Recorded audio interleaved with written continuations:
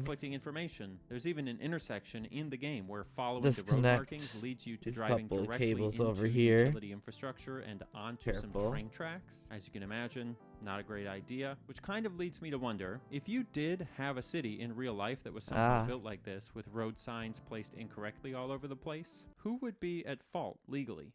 Picture yourself as a normal citizen of California driving down the road when you stumble across this, a stop sign in front of a traffic light. The light is green, so you figure that you're allowed to go through, but then you get a ticket from the damn police. Those damn police. Are you allowed to then go in front of the judge Those and damn say, police. "It's not my fault that I ran the stop sign because I was really Ah, confused." fuck, I dude. feel like ignorance I always is get not a nervous suitable when I do excuse this for, part of like, breaking the things. I'm law. always But like, I'm not I a don't want lawyer, and for anything this, to, like, we're gonna break. need to talk to a lawyer. So I called a Like, lawyer.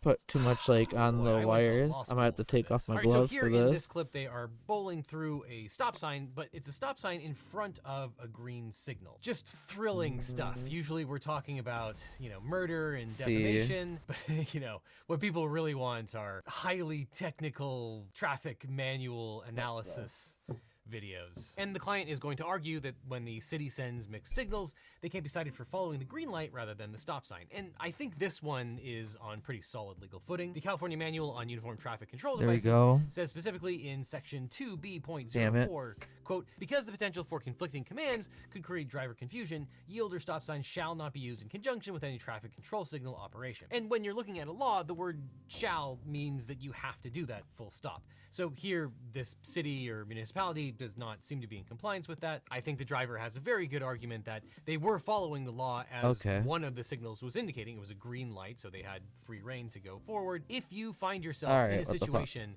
where you are trying to They made it look contest so a traffic easy. ticket, take photos, take video, have Okay, this some is all right. documentary evidence so that they have some reason to Trying to get believe in you, there this because way. obviously everyone contests their traffic tickets, and usually it's just Damn, he said, boy. she said. Okay, interesting. But what about a slightly more ridiculous situation? Remember how we said that the California MUTCD advises against overusing They made it look signs so. because They always we're make it making look people so ignore them? easy I to wanna pull know these if types I of got a things ticket out. in Los Santos for blocking Then you're an doing it, and intersection you're with just one like, of oh the my do not god. block intersection signs. Could I argue that the Oh. city should have expected me not to follow Hey, Cass, signs how you if there are doing? too many of them?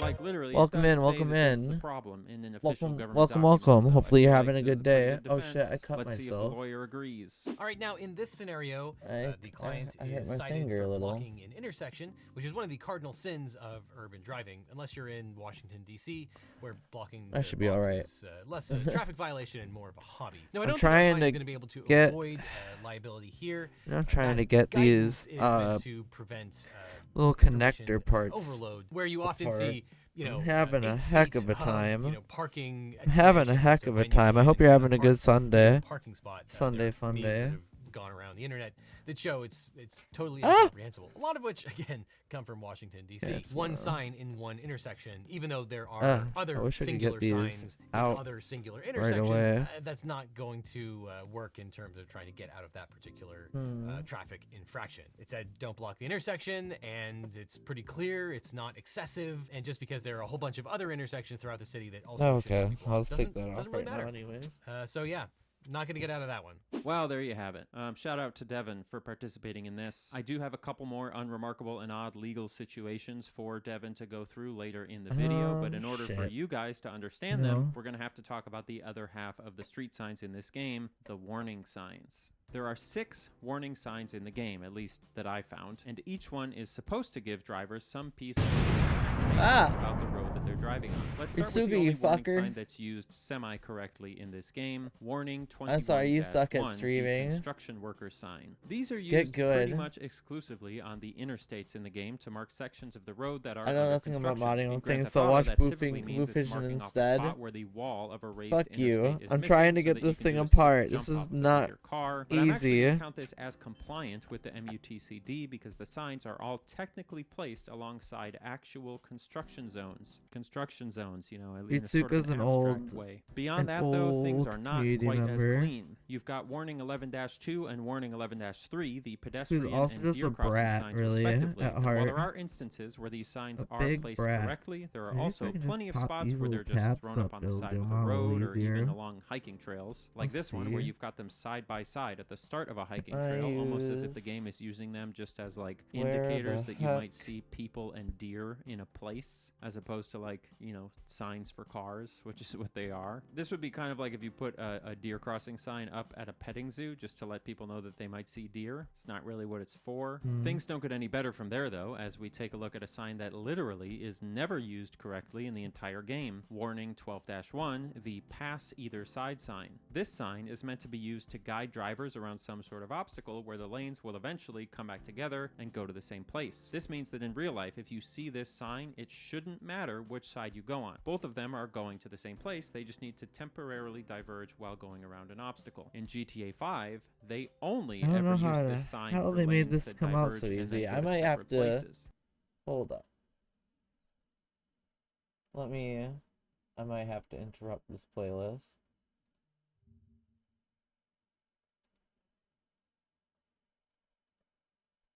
Let's see.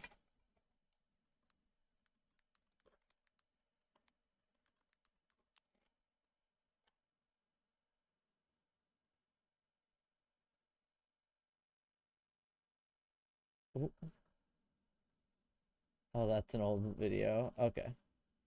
Don't show, not show NES Nintendrawr.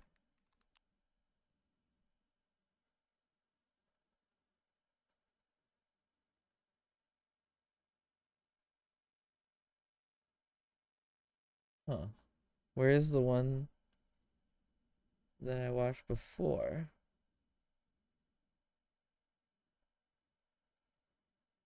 A solid, reliable connection to the cart. Okay. If you have an idea, thoughts. So the kit itself is pretty simple. You get the Nintendrawr unit. Well, of course, first take the NES apart, which is only held together with a few screws. So let's go ahead and do that first.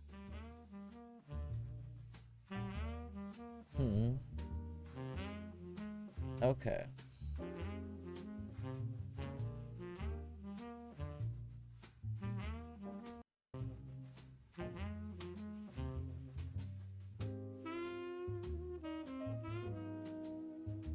I already got all those off. How do you get the RF shielding off the bottom?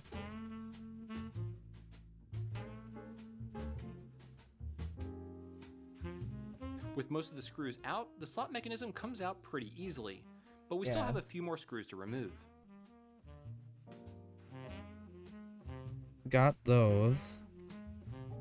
Great, with the motherboard free, we can carefully lift it out. But before we remove it completely, we need to disconnect two controller cables, as well as the larger He just power like grabbed and it by reset button the... He just grabbed it by the pussy. Oh shit. With all the cables removed, Oh, we can lift off shit. the lower RF shielding. All that's left to do now is remove the old 72 If it's a pin bends it, if it's a pin bend it over, so you don't tight, but it should come off. inspect it Great. closely Now, to if you're make sure planning you to don't swap have the a shell lock on in the place NES like I thingies. am, then you can continue Yeah, watching right? to No, see that's how what I was I do trying to that. see. Otherwise, if you're Just just going grab to that install thing the by the Nintendrawr pussy, into the though. original shell, you can fast forward to the timestamp on screen. Here, I'm just removing a few of the components remaining in the original I shell. got that to one swap out them over to the new alright. one. Let me just look at how he pulled out that fat boy. This one... Here, I'm just removing a few of the... Otherwise, if you're just... then you can continue pin connector from the motherboard. And be careful, it is on their larger power and reset. Great, with the motherboard free, we can carefully lift Alright, it out. motherfucker. But before we remove it completely, Show me we need to your disconnect two magic. controller cables, You just as pulled well as that one by larger the power pussy. and reset button cable. He pulled that one by the pussy too. Motherfucker. I'm so afraid to do that.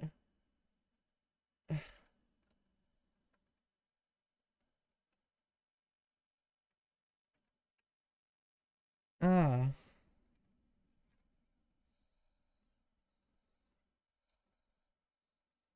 Okay, I got it. Okay, I got that. I got that one. Yeah, I'm just gonna. With all the cables removed, we can lift off the lower RF shielding. All that's left to do now is remove the old 72-pin connector from the Motherfucker, motherboard. this And be thing's careful, on it so is on there hard. pretty tight, but it should come off. Well, you know what? Great. Now, if you're planning to swap the I can get shell these on the out NES right like away. I am, then you can continue watching to see how I do that. Otherwise, if you're just going to install the Nintendrawr into the original shell, you can fast Son forward of to a the timestamp bitch. on screen. Hold up, your motherfucker. Hold your fucking ass, you son of a bitch. I'm trying to get this done. Ugh. I gotta put my whole pussy in this shit. Oh my god. Oh my god. Oh my god. Oh my god. That was so fucking... That was such a pain, dude. That sucked ass. Alright, at least the board all looks pretty clean. This thing looks nice.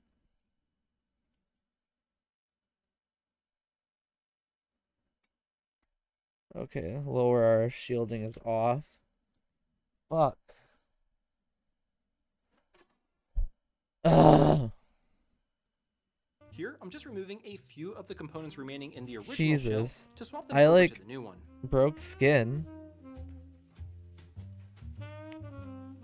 Okay, okay.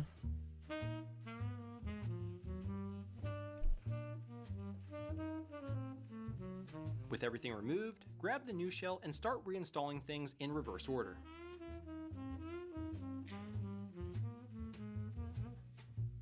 I'm just gonna give it a little leverage from each side at a time. Now, one thing to be Try and careful work of it is off. that all the screw posts in the new shell are not threaded. So when refastening the screws, it will be pretty difficult. Okay. Just make sure to go slowly and apply just enough downward force to ensure that you do not strip the All edge right. of the screws. Oh my god. And of Okay, course, now I'm gonna use put the my gloves back appropriate on. I'm screwdriver gonna size. clean up the board and contacts a little bit. Oh. Now, Fuck. before installing the Nintendrawr, I applied a small bit of deoxit to the 70. Yeah, I bought some of that shit. I bought some of that shit for this. Alright, alright. Let me get some fresh gloves. Alright, for a second, let's go back to Annie Austin. I couldn't find a single instance in this game where this sign marked lanes that diverged only temporarily. So if you're a driver and you picked the wrong side, oh well, you're just gonna go somewhere unexpected. And then the very last set of warning signs Okay, are these Jesus. two. Warning I am on my 1-1, knees. warning Literally, Jesus. 1-2. I am on Oh my boy, knees this right sign now. looks pretty innocuous, right? Please, It's a right Jesus, turn present sign next to a yourself. right turn lane for people who want to make a right turn. But guess I will what? take This thine is not into me. a right turn sign. This is a road alignment sign. These signs are meant to be used Lily for when starts you're driving singing on like a road and prayer. when the road itself is about to start turning, like you see here. You see this most commonly when you're on roads outside of cities, and GTA 5 does have plenty of When I hear correctly like a used prayer, I am W1-1 reminded and that 1-2 like signs. You fucking just Donna's have to go up line. into the I'm hills and Donna's mountains to see like them. I'm But pretty sure every time you genocide see one of these apologist. I'm signs just in the like city itself, it's wrong. the most What's common funny about tragedy this is that you these will constantly lanes, the face. ones The with worst white people arrow you on the know ground keep indicating that you writing have to take a turn, bangers. aren't actually turn A lanes constant anymore, and or at least never-ending not mandatory tragedy. turn lanes. The Really, California truly. MUTCD clearly states in section 3B20 that pavement markings are generally supplemental and are It's so only much more there fun to when provide like additional the emphasis person is alongside crashing out and signs. it's just like a They bad are not person regulatory in and of doesn't write themselves, meaning hits you don't have to do what they or say, songs that absent slap. one of the various exceptions. So technically, if you're driving in a lane that ends with a pavement arrow indicating that you have to turn, but there's no additional signage telling you about this change, then you are legally allowed to continue straight if you I want got to, some- provided you don't endanger I have some yourself or other propyl drivers. alcohol. Please consult with a lawyer I before only could get changing your driving habits 71%. based You on should use unprofessional as high a YouTubers' gaming percent as you can video. get. I feel like that should go unstated, but I'm gonna state it. Actually, I need maybe to get should some, just consult with a lawyer before telling you 99% about when all I these, can. secrets that you can do. Let's talk to a lawyer. All right, Caltrans or Yeah, whatever just the wanna Grand Theft Auto equivalent is allows clean pavement off markings like to the be used if engineers contacts believe they are before. necessary to quote supplement signs and or to provide additional. Then I got emphasis a for little air regulatory thing warning here, or so I'm guidance gonna blow it messages off. provided by other devices. Get The any thing is, dust out of markings here while on I the have it road have open. independent legal significance, so when an arrow says turn Probably right, mute myself for a you second when I turn do right. that There's because it's no gonna be additional loud. signage needed. The markings have force on their own as long as they're Caltrans approved, which it seems like they are here. However, that being said, All the right. bigger problem here is that not only does the person not turn right, they also passed another car in the intersection, didn't use an Little indicator, circles. and illegally merged from a 2-lane road into a 1-lane let's road. come in with Clearly, here, the right turn only shows that that part of the road is ceasing to exist, which is one of the many reasons why they have to turn right here. But in my estimation, they're not going to get out of this traffic infraction. Okay, that makes sense, I feel like. The one other thing I am curious about is this situation that we talked about earlier. You've got the left turn lane, which is fine, but if you follow that left turn lane using the guidelines on the road, you end up smashing into city infrastructure and get stuck on the train tracks, which, funnily enough, is technically blocking the intersection. So who would be to blame for this? Would it be the city's fault for building such terrible roads? Or could the city actually blame you for damaging city infrastructure and blocking the intersection? I just gotta... So here in this clip, the car is following these traffic lines, but following those lines leads directly into a utility pole of some kind. Now, sometimes confusing signage can be a valid legal argument. Under California law, the government has a duty to maintain clear and unambiguous traffic control devices. And here I would definitely argue the markings are misleading, and a reasonably careful driver could be led astray. So I think this is a perfectly valid case. I think you would be able to sue the city of Los Angeles and maybe the state of California under the California's comparative fault doctrine. It's grabbing whatever I can that's like right around me. It's like, oh, that'll do. Things like murder and oh, how is this thing magnified? That's crazy. Oh well. Now, full disclosure, there are a few street signs that are in GTA 5 that I didn't include because they weren't that interesting, like the no turn sign. And we also didn't talk at all about highway signage. So there really is plenty more to go look at if you're looking for an excuse to hop back into GTA 5. But between the keep right signs and the misused yellow turn signs and the stop signs with wrong way signs on them, I feel like it would be pretty straightforward for a talented computer genius to fix a lot of the signage issues in this game. So now we can move on to install in the drawer. The only computer genius I currently know, a guy in Germany named Timon, to ask him if he would take a break from his day job designing microscopic circuit boards for tech companies in order to help me fix some of the street signs in Grand Theft Auto 5. At first, he tried to tell me that just because he designs and manufactures PCBs, it doesn't mean that he automatically knows how to create a mod for Grand Theft Auto 5. But I told him it would be easy, and then I believed in him. And I've got great news. If you look down below, you'll find a link to a downloadable mod that fixes many of the most glaring issues we've talked about in this video, including removing any stop signs that have wrong way plaques on them, swapping out the regulatory 4-7 sign for object markers, and putting the correct turn lane signage in downtown Los Santos. If you need someone to help do R&D for a smart device that you want to build, get in touch with Timon. He's available. There's a link to his website in the description if you want to hire him. Now, at the end of the day, the thing that's so crazy to me about all of this isn't that Grand Theft Auto 5 got most of the signage wrong. That doesn't actually surprise me at all. This is an extremely niche topic made up of thousands of niche rules and literally hundreds of different signs that could be used for a wide variety of situations. There are signs for bears, there are signs for fresh oil, signs for not drowning. This book is full of crazy niche entries for things that we needed to figure out to help people stay safe and efficient in extremely specific circumstances. It would just be a huge waste of time and energy for a game developer to get it all right, especially a game that actively discourages you from following traffic laws anyway. The thing that does surprise me about this whole endeavor is the manual of uniform traffic control devices itself. If you think about it, this book represents lifetimes of effort on the part of many hundreds of people to catalog and communicate a set of things that silently dictate our safety and efficiency every single day. And this is just for traffic signs. There is an MUTCD equivalent for every little thing in your day-to-day life that you no longer have to think about because somebody else did the thinking for you. Trash collection, legal proceedings, food safety inspections, grocery store stocking, water sanitation, computer chip manufacturing, crop harvesting, house construction, emergency room architecture. These are things that we rely on every day that we don't understand and that we usually don't think very much about, which is incredible. It's an amazing thing that we have so much and that any one of us basically never has to think about any of it. But when you forget that things had to be built, you risk inheriting them without gratitude. And if you do that, it's easy for someone to convince you that those things weren't all that important in the first place, which can then mean you lose them. Anybody know what I'm talking about?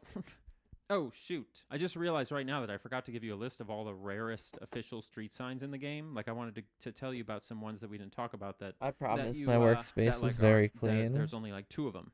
All right, I'll just tell you about them right now. The rarest sign, I think... It is my mind that is disorganized. MUTCD signs is this one, the Warning of Falling Rocks sign. I could only find 2 of these in the entire game. Other signs, like the no parking sign, are pretty uncommon. And then there's a cowboy crossing sign that's also also not very separate in a common. But if you second. want to boot up GTA 5 and go look for other rare signs, I would love to hear about those. You can post them down below in the comments, and I All right. will read them. We might just have to come back to this topic, honestly, someday, because it's just so huge. But until then, I'm Annie Austin. Thanks for watching. Yeah, I'm just gonna rub that over the contacts here. Ta-da. I love any Austin videos. Let's talk about Yuri. He's always just like, oh, nice, Mika LaFay. All right, guys. It's time to talk about Toxic Yuri. I've been putting this video on the back burner for a while. I haven't seen it at all yet. But Mika LaFay makes nothing but bangers.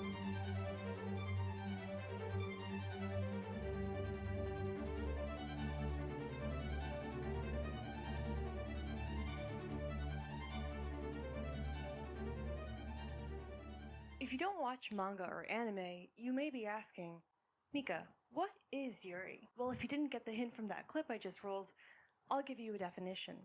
According to Wikipedia, it's a genre of Japanese media focusing on intimate relationships between female characters. But I think this definition lacks the soul of what Yuri truly is. Let me paint a picture for you. It's 8 It's a.m. on the first day of longing. school and That's you're what in it your is. classroom. You've been assigned to sit in the back next to a blue Yuri is girl longing with and long, dark hair yearning. that is longingly looking outside of the window. Throughout the school year, you become Called it. close. Called it. Despite your opposite personalities, you share a mutual feeling of social alienation from the world around you. For the first time, you feel heard, you feel seen, but by some evil force like boys, society, or a doomed fate, your relationship is doomed to fail. These kinds of stories have been popular among girls since the 1920s because of their emotional intensity and deeply romantic dynamics. It's a kind of love that can't explicitly be said. Love between It's girls is longing forbidden, and which yearning. makes the genre all the more exciting. Could this be why the stories almost always end in tragedy? Could it be due to this social stigma? Okay. Or could it be So it goes on in like this this, video, I'm we pretty will look at sure. the historical roots of doomed Yuri, aka love between girls that is destined to fail. Media influences society, and society influences media. And as silly as it sounds, analyzing Yuri can tell us a lot about the perception Okay. of lesbianism The drawer in is Japan in the in. past 100 years. In this video, The I drawer is argue in. that doomed Yuri emerged as a byproduct And of I Japan's found the nation cap. building and modernization process. I told The you to explosion believe of in the newspapers process. and mass Did you media believe chat? Did you sensationalized believe chat? tragic Did you stories believe of chat? lesbian Did you love, believe chat? while magazines Typed I created believed if fictionalized you narratives that, to believe an now. extent, Otherwise romanticize you will queer not get your Both PSP from journalistic and Jesus. fictional accounts of same-sex love promoted the conservative values of the Japanese Empire, laying the foundation for tropes that still exist in the modern Yuri genre. Before we get into this video, I would like to thank my lovely patrons for making this video possible. If you would like to support me further, you can go to patreon.com. Honestly, support this girl. I love her so Just much. click the subscribe button, but don't forget Support to hit the Mika. She notification bell is a because queen. a lot of you guys have not been receiving notifications for my video recently, which is weird. And yeah, let's get started.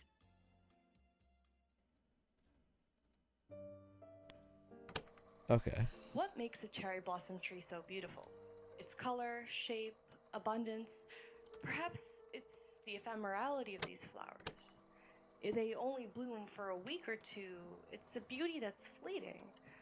As the petals fall into the soil, making room for the fruits and leaves that are to come, we become more conscious of its presence. Its value is elevated. In This Japanese aesthetics, mono no must aware face calls for like us to see the this. beauty in impermanence. Seasons are beautiful because they change, and life is beautiful because it ends. That's part of the reason why hanami, or flower viewing festivals, are very popular in Japan. This philosophy highly influences Japanese storytelling, including romance. The Okay. tale of Genji is probably one of the most famous examples of this concept in Japanese literary tradition. Written in the early 11th century, the story follows Hikaru Genji, the son of an emperor and notorious womanizer. Over the course of his life, he copes with the loss of his loved ones, each death having a profound mark on his soul. Despite Genji's deeply flawed character, it's hard not to empathize with his feelings of longing and All right, melancholia. I'm gonna put the The black fleeting beauty bit of on the these front. brief romances is what drives part of the story. Looks like Similarly, that. in Yuri manga, love is almost always Oh. ephemeral. They are usually not permanent relationships, but a fleeting moment in Yeah, a look girl's at life in which the they're allowed to length of experience the queer cables. love. That is I think before they this one enter the goes adult world, are around forced like into over marriage, or here. meet some other tragic fate. This trend can be interpreted through the lens of Mono no Aware, and many Or is this historians the longer tend to one? do so. But I do This one's think longer. there's more to That must this be in concept than other just way. ancient Japanese aesthetics. Unlike straight romances, these tales are ephemeral from the start. For Genji, the possibility of lasting romance was always there because love between man and a woman was a standard. Yeah, it's But normalized. love between women is not.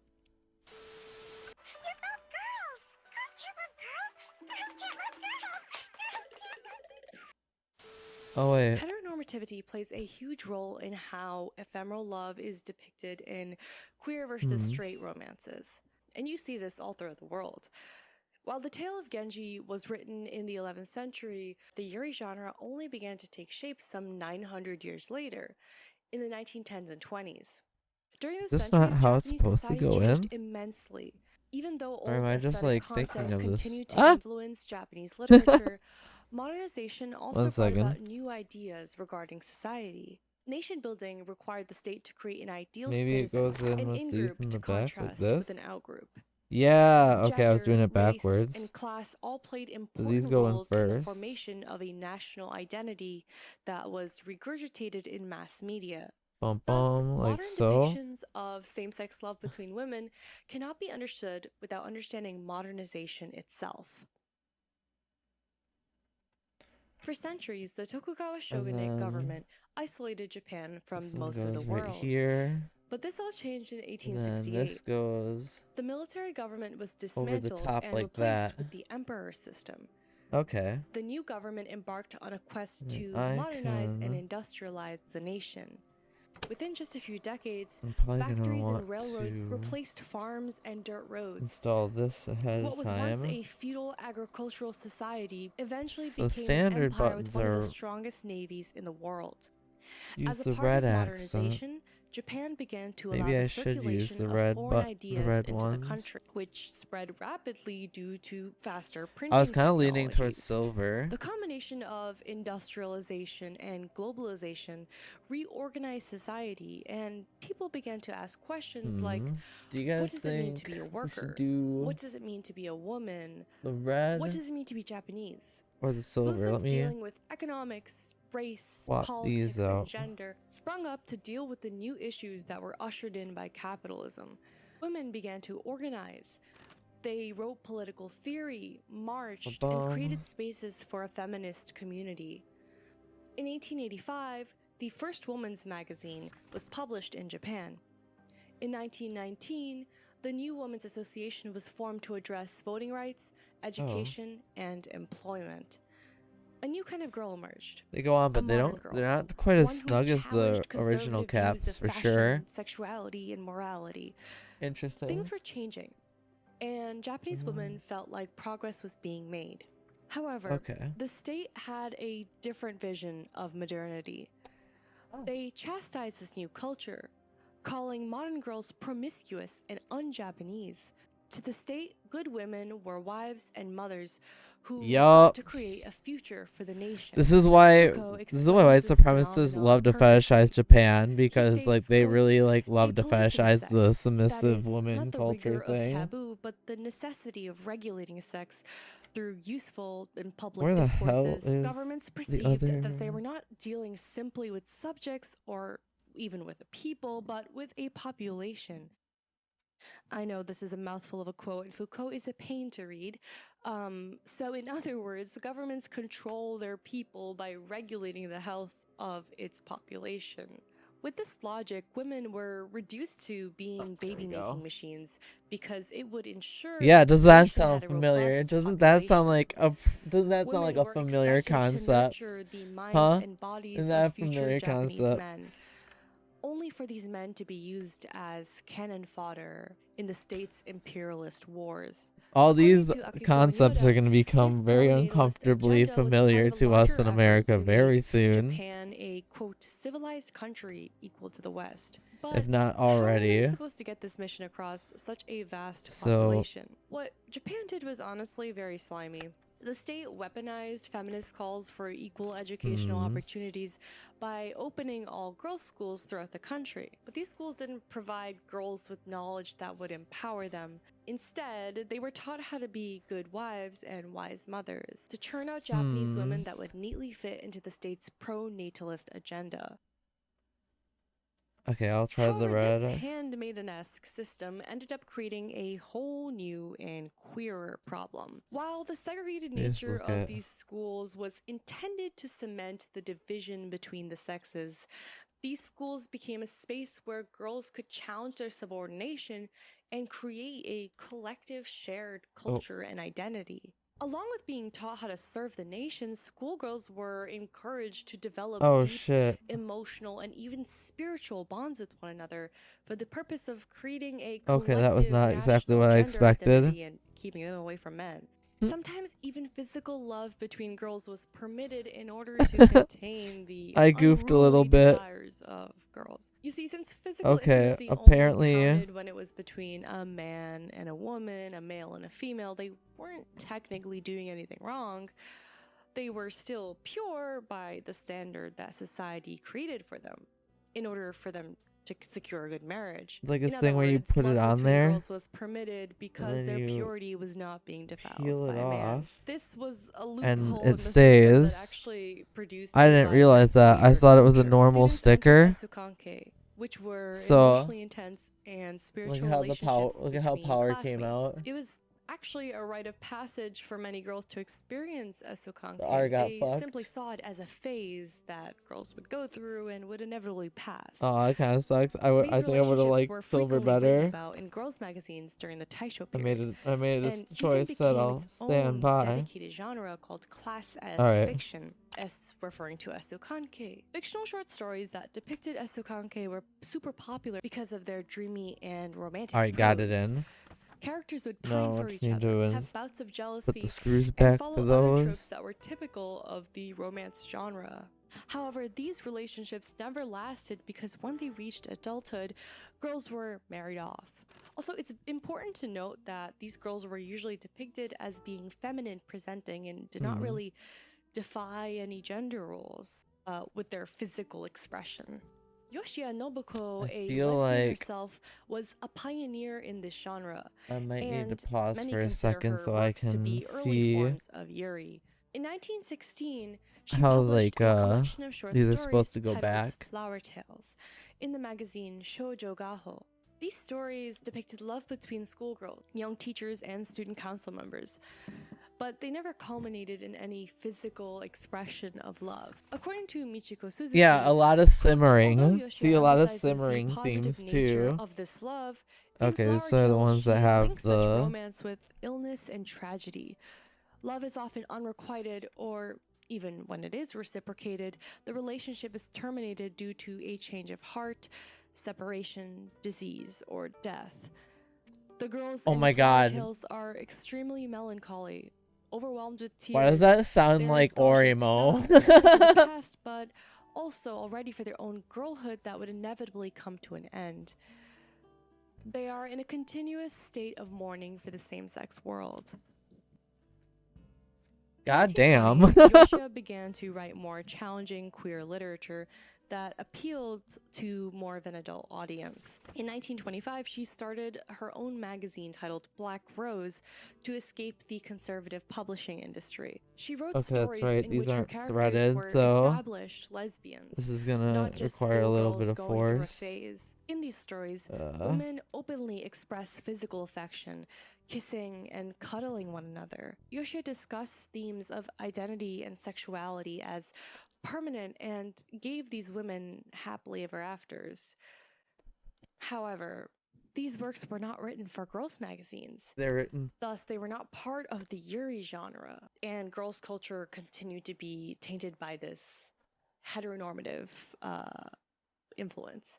The yuri genre continued to stray away from discussing the sexual identity of Yeah, their this is the weird characters. thing about Japan in These girls general. never Like, they've mentioned always having kind of a accepted that, lesbian, like, gays and bisexual, or lesbians queer existed, but, identity, like, still, because in doing there's so, that they would tendency to be like, legitimize at the sapphic end of the or day, same-sex love as permanent. This would nail that stands out will be destabilize the hammered gender roles down. created by the nation state. After all, how were two women supposed to produce future Japanese children? It's time to put on the old hat for this next segment. The capitalist that's mode of exactly- production relies on the nuclear family to maintain a steady underclass of laborers that generate profit. You see, women are not designated as domestic laborers because they are inherently good at maintaining the household. Forever. Instead, their labor is quote-unquote naturalized because it gives the ruling class My an excuse dialectical not to pay them materialist for queen. their arduous labor. By naturalize, I mean assigning an essential role to women by justifying their labor as intrinsic and biological. Okay, hat off. But by creating this idea of women as child bearers, the state can get women to birth and raise children against their will. But lesbianism discounted this gender division of labor by proving that relationships did not need to be centered on men, and that not all women have to bear children. Thus, esu-kankei relationships were created in order to control deviant forms of sexuality, not promote them. This genre was meant to promote the idea that queer identity was impermanent and fleeting. That same-sex love between women was a brief experience of girlhood before entering the adult world through marriage. According to Fanaska, quote, different from homosexuality, which was seen as a deviated and pathological condition, S relationships represented a stage of a schoolgirl's emotional development. They were seen as inherently platonic and hence generally accepted by the society, given that they were supposed to only last during the high school years. These stories usually ended with one of the girls entering a marriage, being forced apart, and even dying from illness. These tragic outcomes are mirrored in the Just dying from experiences of illness. lesbians Oh. who enter the adult world in real life. Girls who embraced same-sex attraction in their youth were suddenly forced to renounce this part of themselves in adulthood, which was a loss akin to mourning a deceased loved one. But for queer women in Japan, death was not just metaphorical. Oftentimes, it was the only reality they knew of. That sounds right. In 1911, two upper-class women from Niigata Prefecture ended their lives together because society would not accept them as a couple. This event brought same-sex love between women to public attention, albeit through media sensationalism and a perverted fascination with the intimate details of their relationship. Kind of see Doctors everything and come politicians through it. eventually monopolized this discourse, creating categories and labels to maintain power over this marginalized group. You see, outside of the girls' school institution, Japan heavily restricted the freedom of women who went against the grain. I just mainly Anyone need that was not a to good piece wife together and a this wise top mother part was seen as inferior and and then put it all back undesirable. together. The state adopted a medicalized vision of sexuality and gender that echoed Western eugenicist ideas. I'm gonna set this to the side This was for a a view sec. that sought to strengthen the nation's people by weeding out quote-unquote undesirables. A moral panic emerged about what were First deemed thing, ome relationships. that drawer real Lesbian quick. couplings in which one partner would dress in a stereotypically masculine fashion. The state scapegoated these women to explain the issues that arose out of Japan's capitalist transformation. Newspapers and magazines vilified ome, portraying them as morally depraved women that threatened the social order. They were cast in sharp contrast to dosei women, the fleeting femme-femme couples in the girls' magazines that we discussed earlier. These romances were legitimized because they were impermanent and safe, since both partners presented femininely.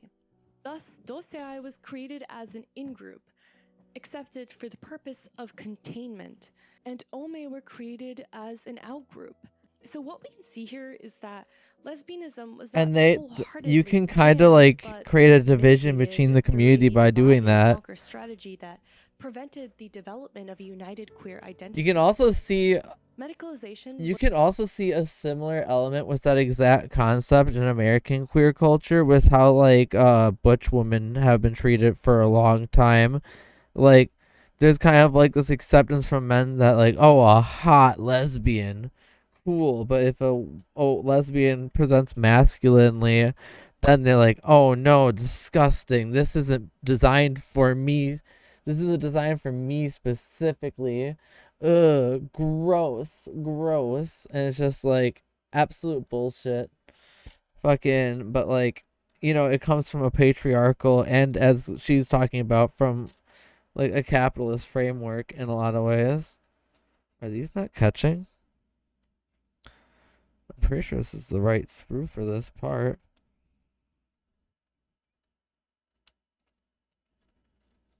Huh. I'm pretty sure I use this screw to get these on and off. Interesting. Anyways. Was one of the key ways that cemented this social hierarchy.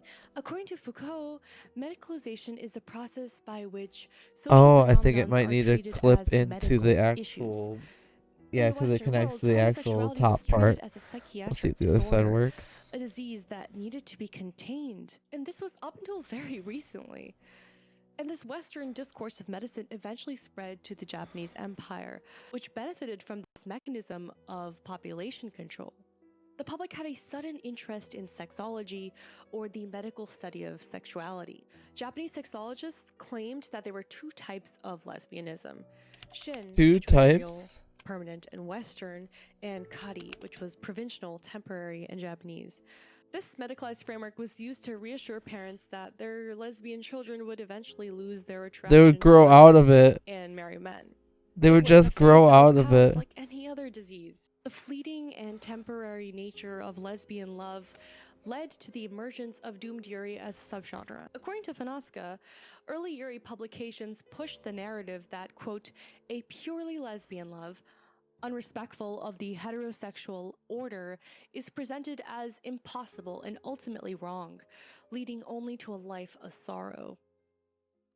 For lesbians, entering the adult world was tragic. It meant rejecting any possibility of romance. The state's oppression led to even more lesbian double in the imperial period. Instead of addressing the social roots of this occurrence and she's got an Asuka on her shelf. Died, I just noticed her used this as an Asuka. opportunity to ridicule and harass these women. In Base. 1935, If only she had a Misato too.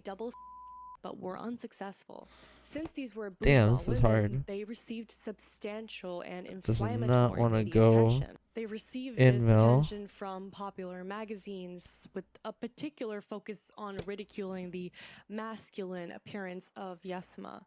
The magazine columns were usually written by sexologists who, as we discussed earlier, imposed a medicalized gaze upon their subjects, a tradition that was adopted from Western theories of medicine.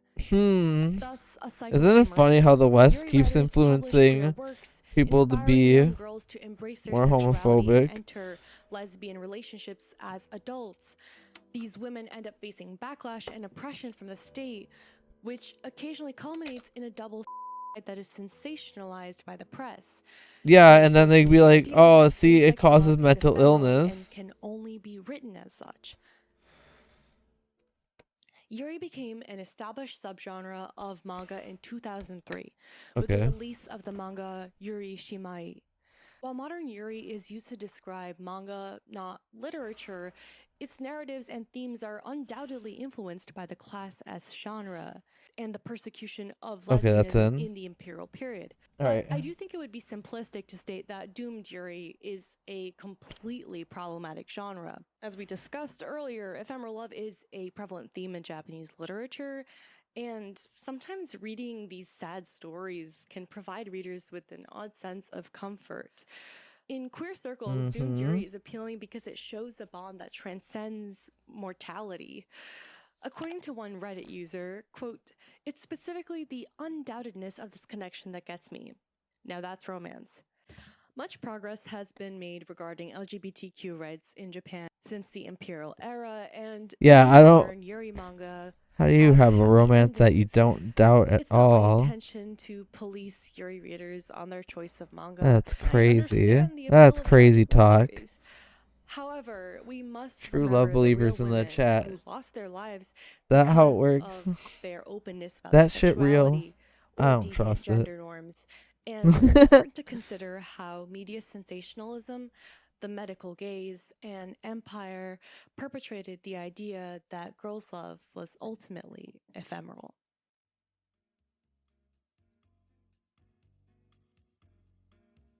Oh. I hope you guys enjoyed this video. I think this is a topic that not many people talk about because it's not really taken seriously Yeah. academically, because people hear the word Yuri and they laugh and it's anime, why are you analyzing anime? But I wanna Exactly. thank my Japanese studies professor for like teaching me so much about Japanese media and how media affects the real world and history. And as always, thank you to my amazing, perfect, lovely patrons. If you would like to support me further, my Patreon is patreon.com/MikaLaFay. People should always read And I more now have a into Discord like server their open, media, so you guys honestly. can join and chat if you guys are Hmm. patrons. Yeah, I hope you guys have a lovely rest of your day. There's always Bye-bye, something guys. coming from somewhere. Hello, YouTube. Oh, here's What's a up? Today, here's a cute video. We got some interviewing Maya. animals, asking them He's gonna talk to questions animals. they I love all this wanna know. video. This is just like when I threw in because I like it. Using this. Let's go. Quick disclaimer before I start the video.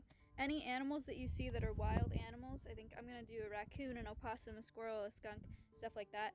They're all non-releasable educational ambassadors, which means that they have a permanent injury or permanent handicap, so they can't be released into the wild, but they're not pets. They belong to a licensed rehab center here, and we use them for education programs, but I just want to clarify, make sure you guys know not to get a raccoon or get a skunk or get a wild animal as a pet, even though they're cute as hell. Anyway, let's get to the interviews. Why do you constantly make baby noises? Oh, okay. Look at it. See, I like the black. I think that was a good Costello, do you decision. realize you're no longer a baby? I love crows. They're such goofy guys. Mordecai, who do you think is the face of Of Twitch? course, they named him Mordecai.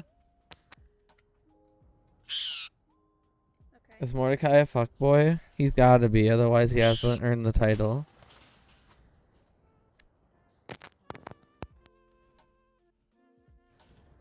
That's great. Thank you so much. Penelope, can you tell us what your favorite fruit is? Oh, look at her. Beauty. I love Penelope. People don't like possums, but look at him. Look at her. She's so pretty. Aw, she's so cute. Okay, thank you. Hello, everybody. I have questions for each and every one of you. Oh, first up. Sir, can Look you at tell this me ass. what your favorite color is? I said no. Can you tell me what your favorite color is? Is he gonna put it in his nose?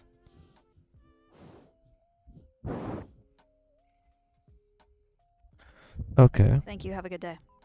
Hello, small man. Hello, bigger man. Can you tell me what 1 + 1 is?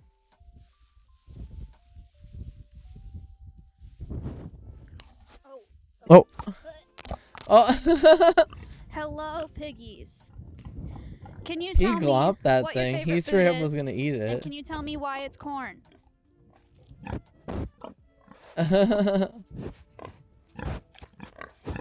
Do pigs love corn? Is that a thing? Or is it just like that pig likes corn? Okay, thank you very much. These This are one's a really big important interview. questions. Excuse me. Can you please tell me? Wait your turn. Can you please tell me why you bit me last week?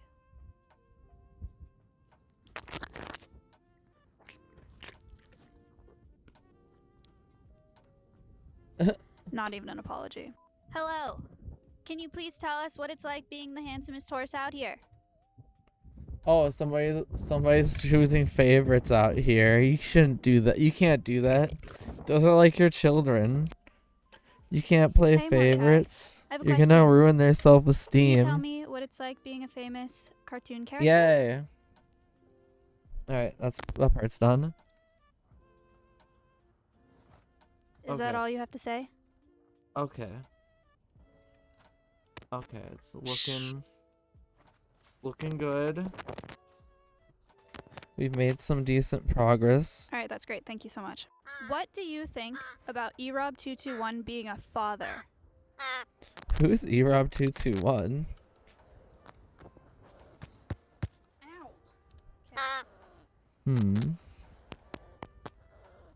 Okay, I need a bigger.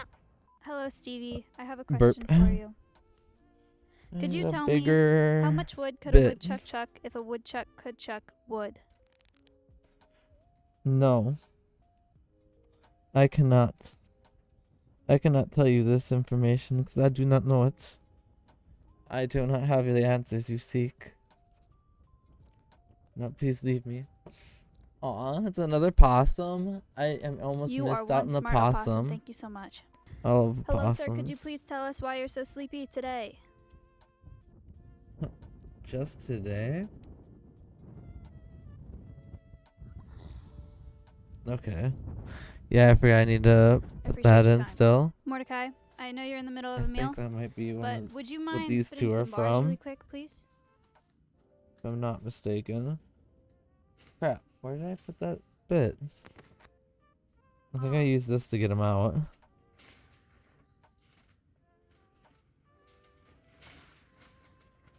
How is this thing magnetized? Okay, maybe you're not feeling that right now. Could you instead just tell me what you think about the current state of the economy? It's bad. You just opened your mouth and you didn't say anything. Hey, Ginger, it's Christmas Eve. Can you tell us what you asked for from Santa? The silence was deafening.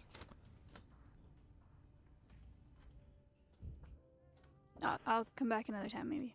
How's that nut? Alright. What a What's it like being the fastest tortoise in town?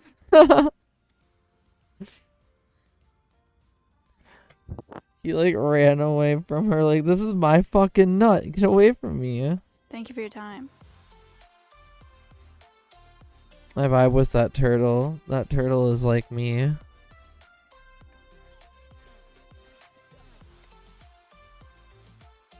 Yeah, they're probably better than me. They're probably a better human. Before we start this one, I'm gonna look at the other video real quick. I just want to double check where I'm at. 22-pin connector contacts to remove any oxidation and provide a thin layer of protection. This is completely optional and shouldn't be necessary, but I like doing this as a precaution. I took his advice. Next, let's grab the Nintendrawr as shown and flip it over with the 72-pin connector facing up. Did that. Then grab the motherboard oriented with the bottom facing up as well, and then insert it firmly into the Nintendrawr. Yep, got that. And that's it. The Nintendrawr is installed. Super easy. Yeah, it really was. Is putting everything back into the console and reassembling the NES. Now, one thing to keep in mind is that I am not reinstalling the RF shielding into the console. This is so that we can see the inner workings of the Nintendrawr, and I think it just looks a lot cooler. The RF shielding isn't entirely necessary to have, but you can reinstall it if you want. It came with that one like M2 thing, so I was just like, what is that for?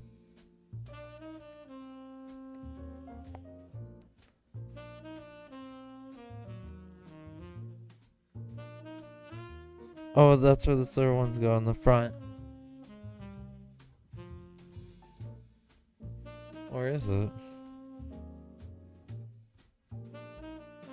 And again, if you're like me and you don't install the RF shielding back into the console, then you will not need to reuse the two screws that go here in the back, these two screws that go on the left side of the NES, and this one here near the controller connectors. Okay. Now, all that's left to do is to transfer over the retaining spring tabs for the cartridge door from the old top shell, and then put them into the new one. I'm forgetting where. And lastly, drop on the top shell and button up the console.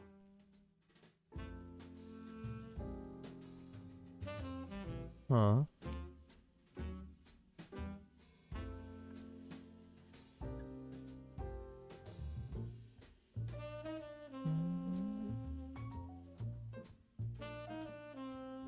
And there you have it, the Nintendrawr fully installed. Okay, so now that we got the Nintendrawr installed, Okay, I let's go think I ahead and put it got in the game, everything just fine and though. wait, it's not working. Okay, hold your horses. Remember that CIC lockout bypass chip that I mentioned earlier in the video? Well, it's currently not set to the correct region. Crap. So just hit the reset button a couple times until you see the game load. Once you do this, Alright. Now I'm gonna swap back over. Bhikkhus, This is I'm an so Elliot excited Sang to video. announce that Buddha I Burger love Elliot menu Sang items videos. will drop at a ghost They're kitchen currently on a near little you. bit of a Click the link hiatus in the in description terms of for a like making 10% discount. these kind of video essays and stuff, but their content's really good. Hello. Before I started studying Buddhism, I was skeptical of it. On one hand, I recognized that meditation and inner peace were cool things that I could want, especially as somebody who had anxiety and anger issues. On the other hand, Buddhism as I knew it seemed pretty out of touch to me. All I'd ever seen of meditation was a fixed pose, legs crossed, upright posture, deep breathing, and a vague direction of emptying the mind that seemed outright unattainable because as an ADHD person, I'm always thinking, always worrying, always fidgeting. And how can you not feel insecure for ostensibly failing at the pose, failing to achieve stillness of mind? How can you not feel like something's wrong with you when you struggle to do something so simple? And the more I confronted my apparent incompatibility with these Buddhist behaviors, the more I felt skeptical of them. Especially watching my family struggle in a broken economy, watching people around me in my personal life and around the world on the news constantly hurt each other seemingly senselessly, it became hard to see value in a religion of people apparently sitting around in robes, chanting and doing deep breathing, with no apparent answer for the injustice around us other than proselytizing about kindness and peace. As time went on, I began to realize this wasn't an accurate reflection of Buddhism as a whole, because it's hard to even say there's a Buddhism as a whole. Buddhism is a catch-all term for an extremely vast amount of practices, ideas, religions, and institutions which have emerged and developed over thousands of years across tons of countries. Buddhists can be progressives or conservatives, they can be monastics or Muay Thai fighters. They could be fucking genocidal guys in Myanmar. Buddha and try to follow his teachings in some way. This concept of the inactive, inward-looking Buddhism is one that has been reified through media and social forces of our time. That is to say, a construct forged under capitalism. Capitalism is itself a hard-to-define. You guys are going to notice a theme here. Refers to the preeminent economic and socio-political system of the past few hundred years, as well as the thing that YouTube essayists blame for everything they don't like. Like other big religions, Buddhism has adapted over the many years to different social, economic, and political structures. But in this video, I want to talk about a specific adaptation of Buddhism under capitalism, a mainstream adaptation that seems to conform to capitalist norms and exploits in ways that have been criticized as defanging Buddhist teachings of their moral and intellectual utility and have gained the label McMindfulness. What is McMindfulness? What is it? I think I found How it. pervasive is it? What is to be done about it? Can Buddhism truly be capitalist? Can Buddhism truly be anti-capitalist? Can I truly be anti-capitalist if I cut here to an ad break?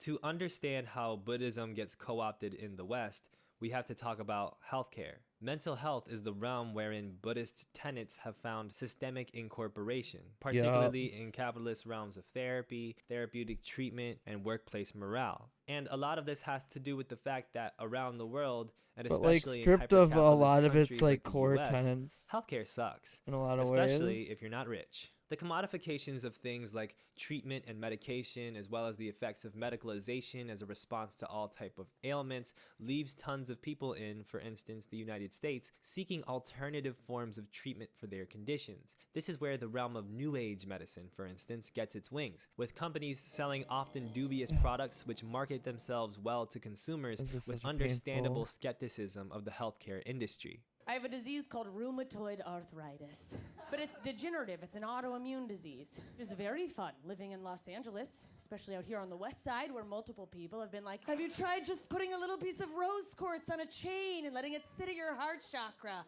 And then your chakras will align and all your negative energy will cleanse out of your third eye. This is the context behind mindfulness-based stress Yeah, reduction, though, honestly. a mental health workshop and lifestyle approach founded by Professor John Kabat-Zinn, which defines itself as a blend of meditation, body awareness, and mindful movement, learning through practice and study how your body handles and can resolve stress neurologically.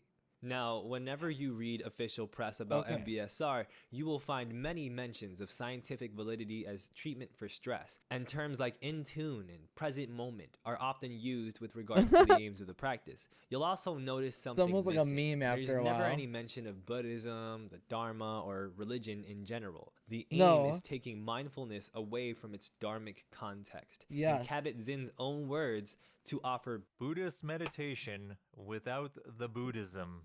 Yeah. Art? Is it spiritual? It's a gateway into the full dimensionality of being human and being alive. I love that. What is the value I love of this that. appropriative I process? love that. And what does it value? These questions are navigated in Professor Ronald Purser's book, You guys are gonna McMindfulness, see the bits How of me come Mindfulness out as we Became the talk New about, Capitalist like, Spirituality, in which the Western, author, like, a New Buddhist with a Age background in communities. management studies, criticizes many modern iterations of mindfulness in a variety of corporate capitalist contexts. Mhm. Purser expresses great skepticism of a so-called mindful revolution, which Yeah. has gained the praise of wealthy public figures like Oprah Winfrey and has been headed by Kabat-Zinn's ventures. Anything that offers Because they're success in our co-opting unjust the society shit out of without it. trying to change it is not revolutionary. Yeah. It just helps people cope. However, Exactly. it could also be It's making trying to things make you worse. numb. Instead of encouraging radical action, it says Exactly. the causes of suffering are disproportionately inside us and not in Yes. the political and economic frameworks that shape how we live. Exactly. And yet mindfulness zealots believe that paying closer attention to the present moment without passing judgment has the revolutionary power to transform Yo, this dude the whole is world. spitting. It's What magical the thinking on fuck? steroids. Purser uses the term Hell yeah, mindfulness to describe Purser the is kind my of guy thinking right propagated by now. things like MBSR, which This he guy- contends puts this a code guy of is going nicety and crazy. peacefulness over a deeply unjust society. Exactly, Often it dude. does That's this why, like, full if you ever acknowledgement hang that the out world with like has people like problems, that, there's like pointing so to much individual toxic behaviors positivity. as most in need of change. At one And, point, he oh, quotes a everything you speech can just fix Kabat-Zinn with gives like about homeless aligning your folks. chakras. I was walking by somebody who was panhandling, and that happens a lot where I happen to be at the moment. But he wasn't actually panhandling. He didn't say anything. I just passed him by. But there was something about the feeling of moving past him that I felt like I did not want to pass him by. So I went back and put some money in the cup that he had there, and he said, "Thank you." The way he had said thank you had so much dignity to it. I mean, it had so much. I felt so badly for this guy. Yeah. I mean, we're in such a bad economic situation that people are out there on the streets in so many different degrees of deprivation, and many of the people who panhandle are actually quite aggressive. But the way this person said thank you, it just really moved me, and my impulse was to want to be his friend and to give him more money and to take him home. None of which I did. Yeah. None of which I did. But there was that moment where I just really saw this guy, and it was its own thing. I didn't need another thing to happen. None of which I did It was is just crazy, a but also beautiful like exchange.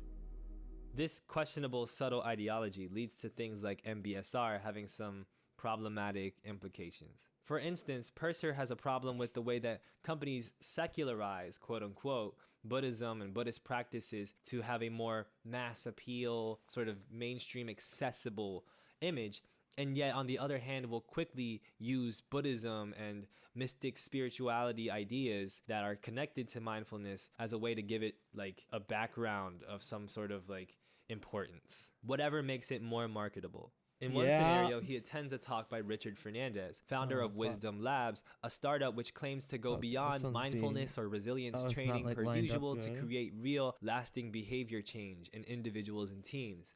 Fernandez gives a talk on how corporate mindfulness operations can market That's not really themselves, lining up speaking the way it's dismissively about a supposed rival to. company's use of Buddhist imagery, For and at whatever one reason. point even declaring that mindfulness is not Buddhist. But later on in the talk, Fernandez says a It competent seems like it's mindfulness all teacher on needs there a pretty lineage. good though. So To cap like, off a second session, Purser writes that it's not Fernandez going saves the anywhere. best for last. Fernandez was eager to tell one more Okay. story. When I was working at Google, he said, dropping one of the names that made him rich, I wrote a letter to my teacher. Up flashed a slide of Thich Nhat Hanh. Gotta do that name There drop. were sounds of impressed recognition in the audience. And I invited him to come to Silicon Valley to talk to all the prominent CEOs who were interested in mindfulness. And to my surprise, he came. And here you Nice. can see him holding hands with me at the meeting, and he even let me ring his bell. He even let me Now, ring his this is more than bell. just cringy. This inconsistent branding, whether claiming an objective secularity as an authority or doing what Purser calls saffron washing, is an aesthetic tell for the types of contradictions and problematic ideas beneath the surface. Let's talk about it after this ad break. All right. The thing is, mindfulness practices, like this calming tea, can have great health benefits. I would never say something like MBSR is totally useless, secular mindfulness totally useless, don't do it. On the contrary, I'd recommend people get into meditation and mindfulness however they see fit, because I do think it works. And I think the Yeah. science backs it up to a degree. However, I would agree with encourage that. people to study the spiritual canon behind these mindfulness practices, not just as like a Buddhist, but as someone who thinks there's a lot of really important context in the spiritual teachings Oh, around shit, mindfulness okay. from Buddhism that get lost from these things, and there's a consequence for that. For one, these Yep. phenomena have done nothing to help change the narrative of Buddhism as a religion focused on mindfulness in the present moment. For one, as written by Dr. Walpola Rahula, a famed Sri Lankan monk with an extensive academic background in the West, there are 3 essentials of Buddhist training and discipline. Namely, A, ethical conduct, Shila, B, mental discipline, Samadhi, and C, wisdom, Panna. Mindfulness falls under the category of Samadhi. But without Shila and Panna, the act of being mindful lacks direction and meaning. It becomes mere noticing and inactivity with no guidance as to what you actually do with Yeah. what you notice and why it's good to be inactive. By Yeah. following mindfulness out of ethical and intellectual context, corporate mindfulness essentially encourages the practice to be used for whatever purposes a person wants. In the case of something like Wisdom Labs, mindfulness is used as a cost-effective tool to sow seeds of servility and discipline in workers. At one Yup. point, Purser talks to a Ford executive about why the company had turned to mindfulness programs in its transition to being a Okay, mobility okay. services We're almost company. there. Mobility Home service. stretch. It was really fear and disengagement that sold it, he said. Managers were really stressed out. Then he hit us with a corporate phrase I'd never heard before. You gotta true up. What? True up? Well, look at the handout, he said. Do you see how you have to true up? This appeared to mean almost the opposite. Change the language to match corporate discourse. Make it sound like mindfulness is exactly the thing they've been looking for. Look, Higbee said, it's about measurable results. You have to have engagement scores and metrics. My eyes glazed over. It went on and on and on. That mindfulness is a means, can be a means to foster innovation and productivity. Companies like Ford purport to solve the mental toil their employees deal with, often because of the demands of their workplace, the ethics of their work, and the overall failings of a system Okay. these same companies lobby to exploit and empower through gesturing at vaguely spiritual ideas and gesturing at vaguely supportive neuroscience. And when mindfulness isn't being used by businesses to contain employees, it is the business, as seen with big money apps like Headspace and its hordes of competitors, which have been investigated thoughtfully by YouTubers like Drew Gooden and Jacob Geller. Shout As our out to lives Drew. become more and more I stressful, don't know Jacob mental Geller as health much, but is a top priority. sounds What like if he's there doing was a good work. place you could go to reduce your stress Oh, and the cats are anxiety, fighting in the room. even when you're driving? It's here, the Ford Oh. Mindfulness Concept Car. If there's no Okay, regard I was for gonna say, was I getting ethical an ad? doctrine, Buddhist or otherwise, this mindfulness shit can go anywhere. And it has. For instance, did you know that mindfulness is being used in military programs to train Yup. soldiers to shoot better?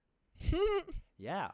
Purser writes of one report that tracked 120 elite Special Operations Forces troops who were given a stripped-down 8-hour course in mindfulness-based attention training, MBAT, a modification of MBSR, like other courses used by the military, stressing the combat relevance of developing sustained attention response skills. The study says simulated small arms engagements involve similar speed accuracy compensation. In other words, soldiers shoot straighter. Purser continues that one experiment included the creation of a mock Afghan village near San Diego, where platoons of Marines were confronted by blasts and screaming actors to generate stress.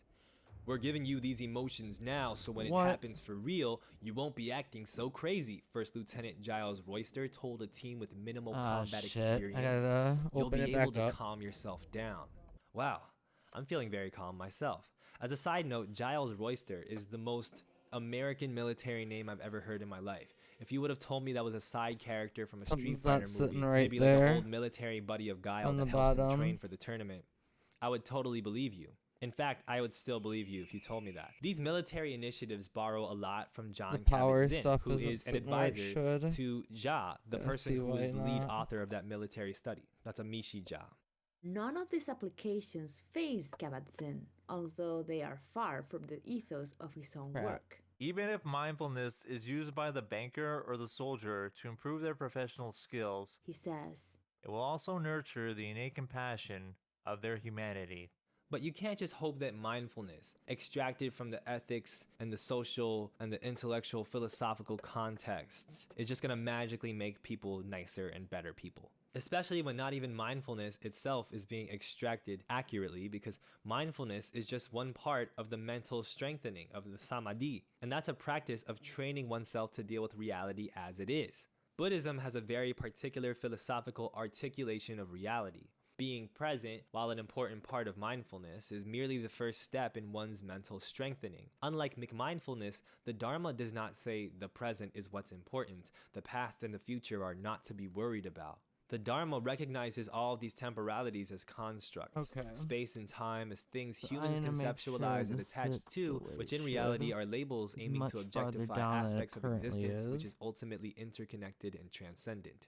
I'm not trying to do some woo-woo shit here, and people will have different interpretations of the doctrines anyway. I'm trying to articulate a phenomenon that occurs when all of this philosophy is ignored in the path to extricate mindfulness as a product, as a commodity, as a secular, nondescript practice. As Purser writes, deeper levels of practice develop clear insight into all constituents of temporal experience as inconstant and unsatisfactory. When seen clearly for what it actually is, the present moment is like any other mental object, a transitory fabrication to be viewed with dispassion rather than fetishized. McMindfulness fetishizes the present. If you're not interested in Buddhism, you don't learn the ethics, and you get mindful right now, you start meditating, you're going to be visited by the thoughts and emotions and the feelings that are familiar to you or that have come up constantly within your experience. And that might give you the sense of, if you experience these things with a sense of peace, the sense of these things being actual, these things being the truth, these things being worthy of holding on to. If a fascist meditates, they'll come to peace with their thoughts about eugenics. And contrary to Kabat-Zinn's hopes, that does the opposite of making people kinder and more compassionate. Throughout history, monks have warned against this present momentism. Purser writes, the Song Dynasty Chan-master Dahui cautioned that this method could lead to the malady of meditation, in which consciousness of stillness is mistaken for one's own true nature. Hakuin, a master of Zen, was also critical, fearing that meditators fell prey to dead sitting, attached to quietude and inactivity, with no concern for the suffering of the world. And the 8th century Indian master Kamalashila warned that practitioners who wrongly tried to stop thinking would spend 500 eons as mindless zombies. When modern-day mindfulness masters disregard this, they put forth a mindfulness lacking critical thinking and lacking compassion. And when they assume that just by throwing in some Buddhist stuff, that will magically make them kinder, they reveal a kind of Orientalism. First, Yeah. by thinking that extracting Eastern spiritual thoughts will be such a magical thing, because this stuff is so magical that naturally it's just going to have positive effects no matter how you think about it, how critically you do it. That's Orientalist. And then the second part is the idea that you shouldn't have to learn about these things in the first place. Like, it's not worthy to learn about the histories of Buddhists or about, I don't know, the rest of the doctrines. In response to that, why don't we do some learning after the break? Okay. In this section, I want to give you a sense of these ideas and histories of Buddhism, so you get a feel for what we're really talking about when we talk about Buddhism and society and economics. Because I'm getting a bad feeling that at this point, for some, the takeaway from this video is that I'm saying the East was great, Buddhism and all Eastern philosophy is so amazing, and then the West came and corrupted it with their evil advanced society. I get that that's a pretty normal way to react, a pretty like normal thing for people to feel, especially because of how the West has imperialized the East. I hate speaking in West-East abstractions too, but here we go. It's a human reaction, but it's also reactionary. It's not that different from when people do the noble savage thing, where their analysis of imperialism includes the narrative that the indigenous people were just perfect and peaceful and were doing absolutely fine in every aspect, and then we came with our terrible things and ruined them. This is not actually a humanizing way to talk about peoples. We can say imperialism is bad without being reactionary about ancient civilizations, and we should. The truth is that, for one, Buddhists have always had complicated relationships with society and economics. Boo. Some Buddhists have been jerks, some have been nice, and a lot of this stuff is gray area. In the introduction of Buddhism Under Capitalism, a collection of essays, Richard K. Payne and Fabio Rambelli note scholarship of different Buddhist economic activities. We get the sense that Buddhist institutions were also important economic hubs. They hired a significant amount of labor, both skilled and unskilled, purchased a vast array of different materials, goods and services, materials and goods which had to be produced for and delivered to the temples, thus involving other professional services and larger economy networks, and reclaimed and developed non-cultivated lands. Buddhist temples were even involved in supporting the state's Is there a way to colonization take off endeavors. this In shielding? addition, temples were industrial Probably not, installations. huh? They operated mills, Yeah, I presses, just and have other to, activities, commercial and financial I think I just centers, have to. craft and There's a commerce for pin the right supply here. of devotional objects in the vicinity of And monasteries. I The think I great gotta monasteries too bend had it shops in the back marketplaces. These served, it seems, that at once way. as inns for travelers, That as one, shops, and this as one pawn thing shops. won't keep hitting it. Yeah, I know. I got it. All It's right. boring. I get it. 1 second. In medieval India, monasteries and monastics owned private property, took on and gave out loans I'm and gonna debt, grab and a even thing to do held that. slaves. Tibetan monasteries under Ganden Podrang, led by Dalai Lamas and their regents, have been described by some scholars and Marxist parties as feudal institutions. Others contend that a caste system is a better descriptor of these economic formations. Leaders of Ganden Podrang who aimed to reform and centralize the Tibetan government were resisted, sometimes violently, by monasteries. Even the phenomenon of mindfulness as a supposed tool for military empowerment is one that happened in Asia before it happened in the US. In particular, we have seen this in Japan, because of course we've seen it in Japan. Of course we have. When Buddhism has been closely allied with the state, Purser writes, it has also been used as an instrument of militarization. exactly This what I is was looking for, particularly but likely it'll when work. its ethical moorings are removed, as happened with Japanese Zen in World War II. At the start of the 20th century, Japan had won a famous victory over Russia, the first time an Asian power had defeated Europeans. Many apologists Yeah, for the I'll war bend it. attributed Japan's fierce fighting spirit to the ancient code easier. of Bushido, the way of the warrior. Warped interpretations of ideas such as emptiness and no mind fed a non-dual theory that acts of killing had no karmic effect. It's pretty convenient. And the point is not me being like, East and West are both bad, enlightened centrism, whatever. These particular examples of what we can say are negative economic behaviors by Buddhist powers illustrate a historical, universal phenomenon of religious and philosophical concepts adapting to different economic and social conditions through the interpretations of practitioners across political and class spectrums. We recognize this kind of thing in our day-to-day lives with the working people around us. Normally, we all try to work through our beliefs and our conditions to find a meeting point between what we really want and what we think is ethical, and also what we need to do to be comfortable. One example of this in an That's just the Asian way it Buddhist should. context is studied in Chapter 6 of Buddhism Under Capitalism, in which two All the way scholars examine down. Thai women who run small Yep, businesses yep, while yep. modeling themselves after the ethics of the Bodhisattva Kuan Yin. These small business owner classes see Buddhist ethics as a path towards There you reforming go. Thai society to decrease the grip of corporate Got it. power while giving them guidance on how to conduct their business. Thailand needs to clean up. Too much nepotism, corruption. We need merit-based advancement. There is too much consumerism, too much money grabbing. Kuan Yin never gave advantages to close family. She gives to common people. We try to follow the teachings of Kuan Yin as a way of working in life in a terrible society. By consistently following her teachings, she makes happiness and success possible in our business and our lives. We cannot be concerned only about profit. We must give fair value to customers. We want long-term relationships with customers. We must give good service. We must care about customers. We must be honest with them. If you say it, you must do it. Provide it. We cannot hard sell. We need to focus on what customers want. This is how Kuan Yin does. Give to people.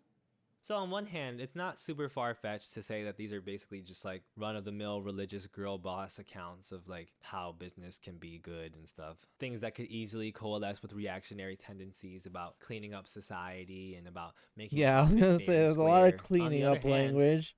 these Makes are me a little familiar ideas uncomfortable they're there. talking about. These are working class, middle class people who are trying to blend their ethics and their Alright. beliefs with the understanding of what they do for work. Compromise is a part of functioning.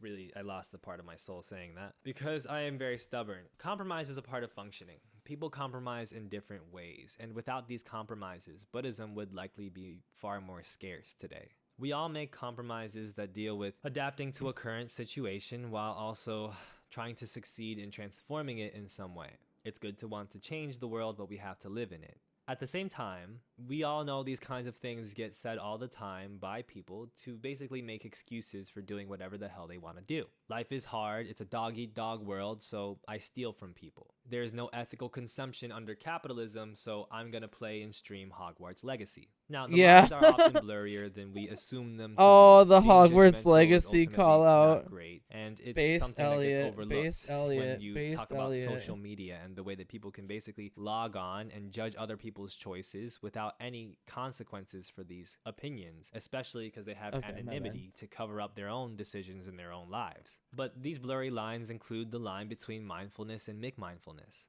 For me, and for others, Buddhism is a path to developing my approach to life and to my ethics and the things I care about, as well as understanding the patterns of the suffering and exploitation that exist. And the first step to doing that is to engage. Okay. Let's engage after the break. I'm gonna be so happy when this is done.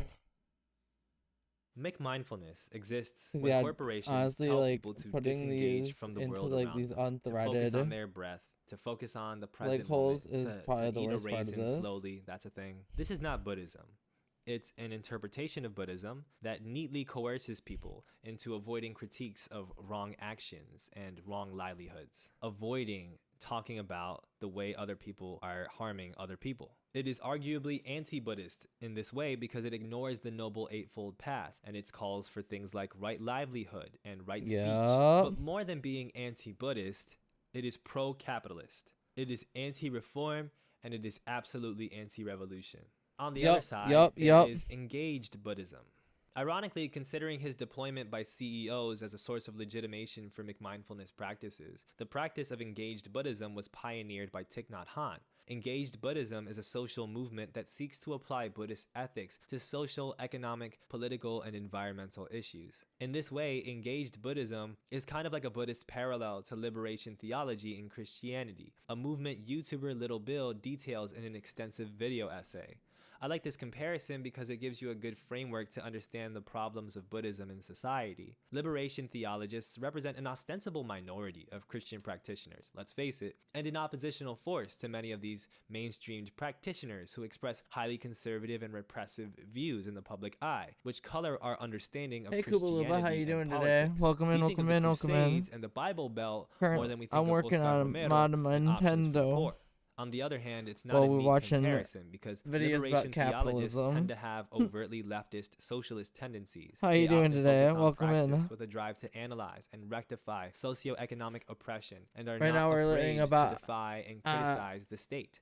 how Engaged capitalist Buddhists, owners however, are tend to be using more of the Buddhism non-confrontational to sort. promote Buddhism's like emphasis ideas on of nonviolence and anti-revolutionary mindfulness often seems to sentiment. beget a focus on peace activism and non-confrontational scholarship. For this reason, I can understand someone feeling like Buddhism is corrosive towards meaningful Motherfucker. revolution and conflict with oppression.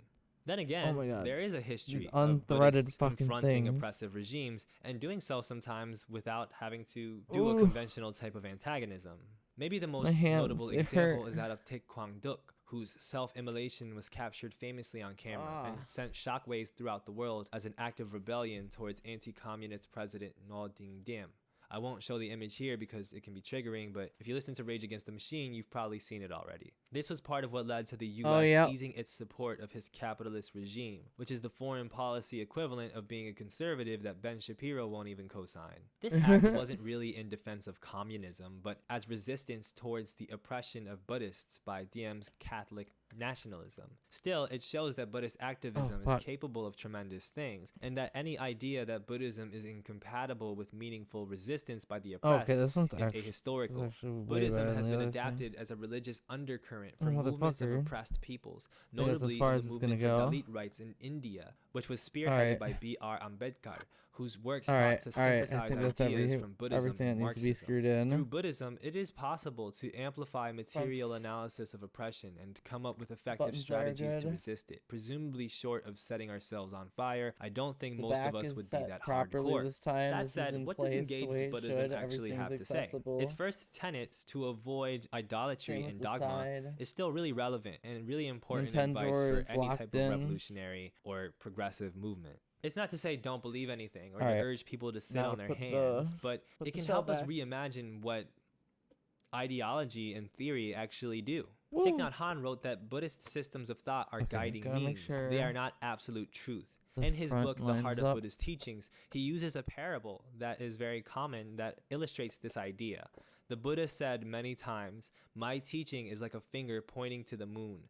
Do not mistake my finger for the moon." This applies to theory. Sally from ANREL, for instance, says that anarchism is a process. Marx doesn't write of capitalism as if it's a strict, objective phenomenon that can be measured and described unilaterally, despite how many of his stands and critics alike seem to think the opposite. Marx says, too, that capitalism is a series of interactions. Around the end of Das Kapital, Volume 1, he says capital is not a thing, but a social relation between persons, established by the instrumentality of things. This is one of many times Marx illustrates that capitalism is something that is mediated by situations, and that his work is not a clear explanation of all those situations, but an analysis that helps you understand the patterns, the processes happening in different contexts. He tries to help you see the moon.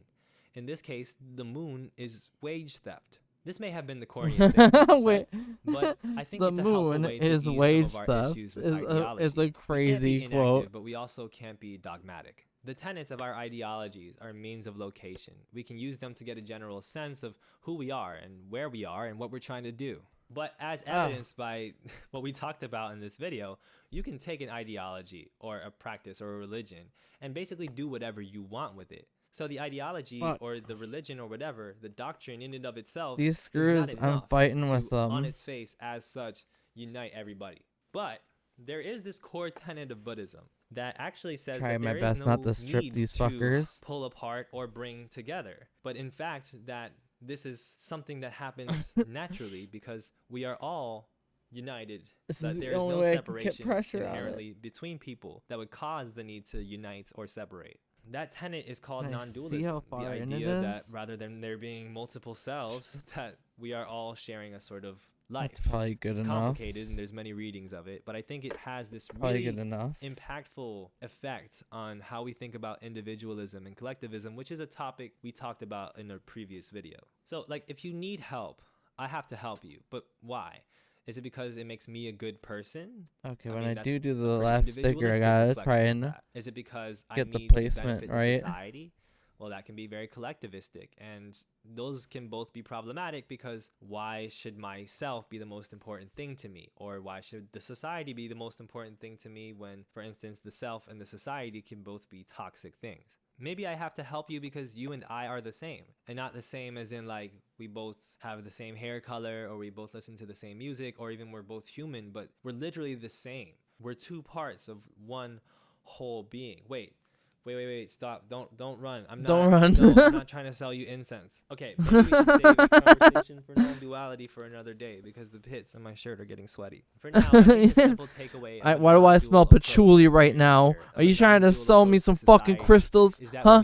Huh? You gonna sell me some fucking witch hazel? Huh? that helping ourselves and helping each other. You got are some not tarot only cards that the you most trying to sell important me, thing, huh? But they're the most important thing because they're the same thing. They're one in the same, and therefore all of our actions should be done Arg. with a regard for respecting life in its totality. Okay. Or something like that. The final chapter Another of one Buddhism in. Under Capitalism is an essay by religion scholar James Mark Shields, which seeks to outline a basic framework for Buddhist anti-capitalism, one that directly addresses neoliberalism as a set of ideas and habits of mind and body. Based, In it, based, Shields suggests that based. Buddhism contains a logic that is much closer to that of the social economy than we find within contemporary capitalism. He even has Yes. a cheeky closer where he gives a new version of the Four Noble Truths, which is crazy. I agree with Shields. Let the white boy cook. I think Buddhism has so many valuable insights and tools that we can use to That's shape so our funny. world in a better way. But that takes skill, practice, critical thought. That takes engagement, not disengagement, and it takes avoiding dogma. And as long as Buddhism is something that gets taught to us to help us avoid thinking or to disengage or to rely on it unquestionably and expect that it'll save us, then maybe we don't know the first thing. Honestly, let the about white what boy cook liberation is still actually fucking is. sending me. That shit's for watching. insane. That shit's insane. I fucking love it. Samsara achieves nirvana and brilliance. This video is sponsored by Bars, Curiosity Stream bars. and Nebula. Hey everybody, so a few weeks ago now, I encountered one of the Oh my strangest god. tweets I have ever seen in my Is life. this Big Joel's On June video 7th, about Shoe on 2021, Head? Shoe on Head, an online influencer, I said fucking this, hate this "Fucking lady. animals is bad. He's Globe a emoji, fucking sock boxy emoji, rose knockoff. emoji. Come on. Source? Looking at this tweet on first She'll pass, never it be is almost boxy. She'll never be incomprehensible, the right? queen of Like, B. what happened here? She was just hanging out online talking about how animal sex is bad, as one does, and then a bunch of globalists, social That time democrats, is and over. socialists, that's what those emojis mean, all started hounding her for a source for that claim. What? How did any of that happen? What is this tweet doing? And how exactly did it come to be? Well, naturally, I decided to look into it, and I what love found that was, reaction. I How think, did a this come pretty to be? fascinating story. A story about the strangeness of Twitter discourse, about how we treat each other online, about ethics and Oh my, moral thinking. there we go. Today, That was the I'm gonna first one take that you went through in the kind of easy. experience Oh, that I had, and I I hope did that'll that. be an Hopefully I didn't interesting strip time it. for you. 2 disclaimers. 1.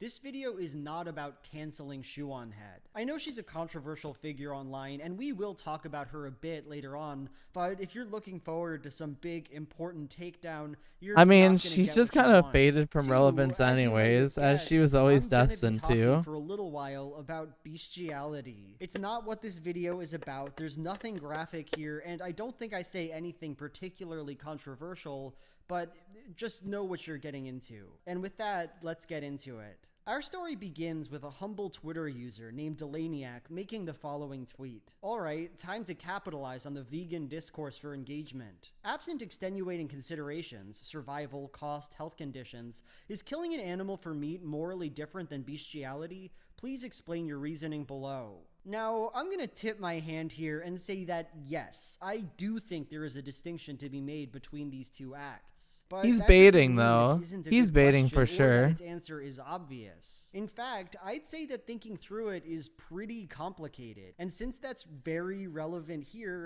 let's explore the question together. Me, I think big most of us strong man. probably come into You, this question with the little moral basic intuition man. that bestiality is clearly I really worse like than the animal person who did the I know I animations do. for this But when you try video. to figure out exactly why that is, you immediately hit a roadblock.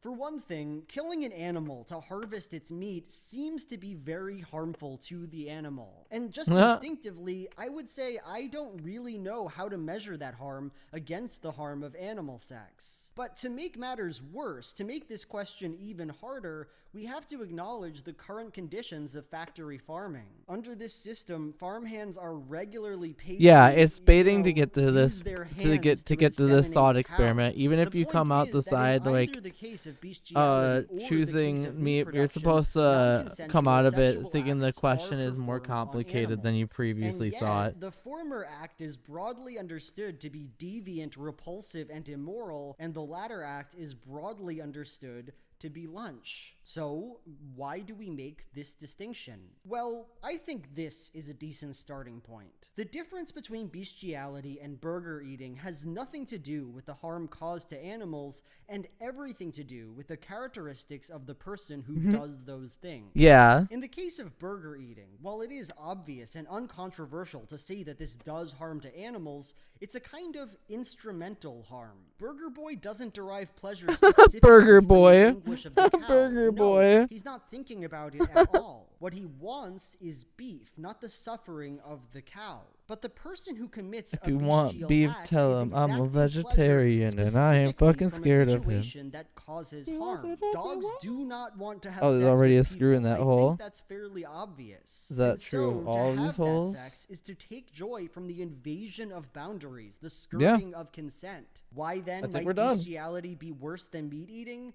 I I'd think say we're done. It's because bestiality says Chat. something very ugly and very dark about the person I who think does we've it. reached To the be end of this clear, journey. This doesn't excuse any Now action. all I Doesn't need- mean either of these things are morally acceptable, but I do think there's some difference here. What I just said was very gotta put the contentious. I label know on that. it. A hardlining consequentialist might immediately respond, who cares about motive, Big Joel? All that matters is the effect that an action has. Everything else is just nonsense. Now, I could say a lot of things to that consequentialist, but if I engaged in that conversation, this video would truly take forever. I'm happy that people might disagree with me on this because my point is just that the question is complicated, that it gets at the very center of how morality works, how we should treat our moral I don't know. intuitions, and why. I should probably stick And with the now red it's now time that I for us already to started with the explore how red. I this really do wish I question, kind of would have strange gone as with it the is, silver though. got explored on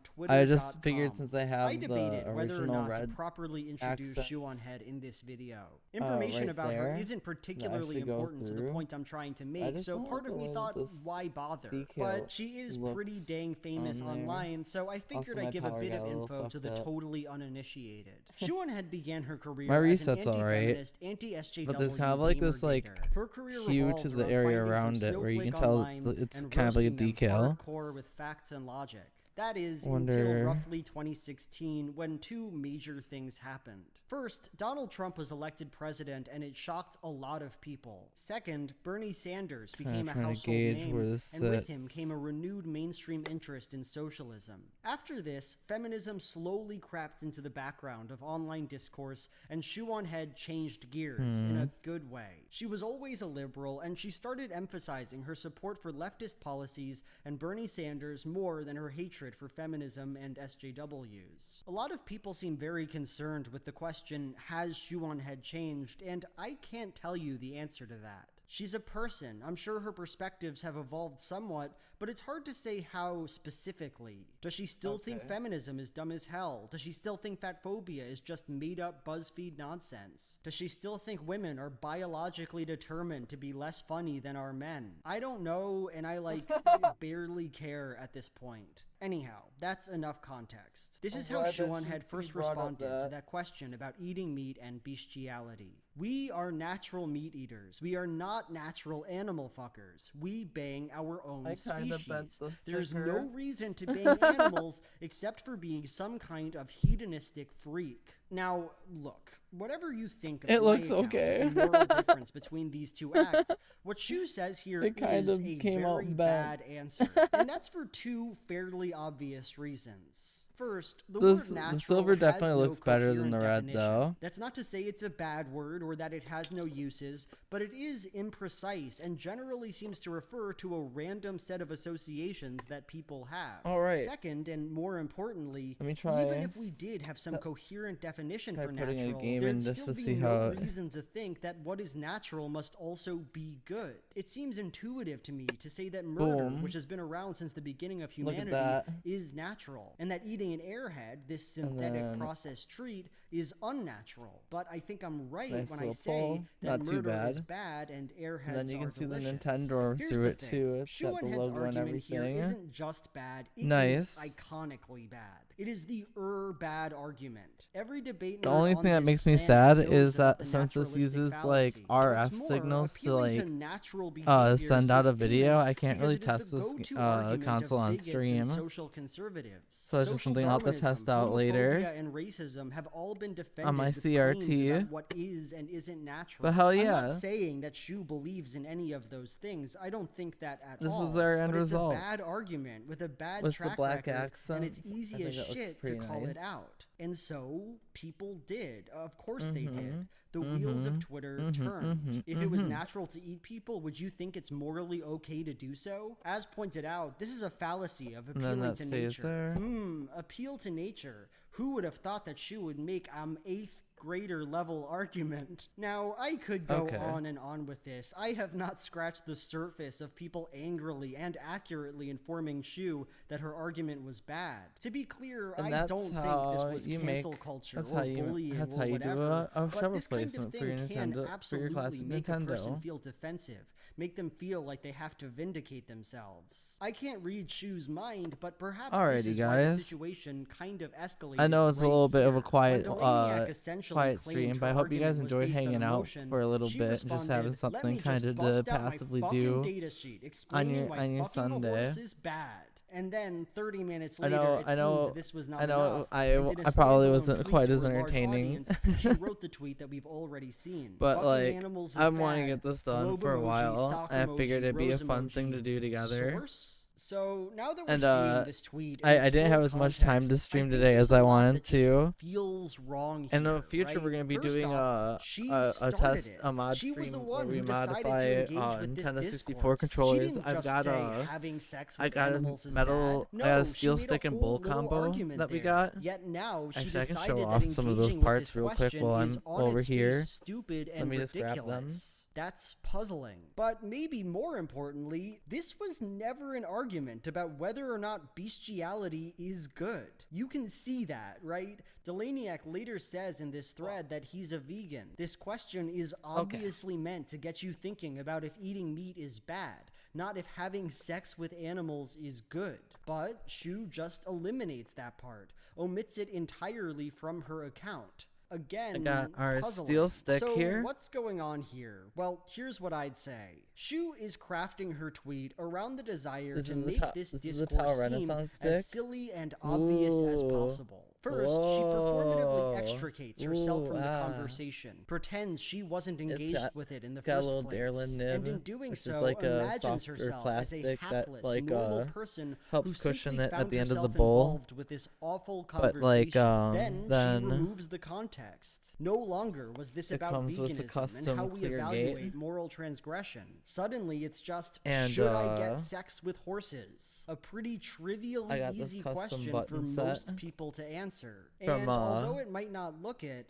this process these of are performing from, a discourse in a way that makes Bone it seem 64 absurd or nonsensical over on is Etsy. extremely powerful They're like in a clear and like rhetorical iridescent. sense, because in this moment she is able to implicitly They come with ask a question. a pad If set that's this white. so-called ethical quandary was this easy for me to resolve, These also come if it with took none an of my alternate mental clear faculties, cap then too what for kind them. of weird-ass, vaguely then, suspicious person is getting stumped by this? This is what Shu means with the second half of her tweet, right? Look at all these terminally online socialists and social democrats and globalists, people who inexplicably want me to provide a source or data sheet to substantiate my beliefs. This is an impossible standard they are deploying to obfuscate the readily apparent fact that animal sex is bad. 2 different kinds. And see, it doesn't matter here what she originally said, the part she played in all this. It doesn't matter that like none the of them were latest, actually asking for a version of source it or that data sheet, that because launched with that's the simply stick. not how moral And then I also philosophy got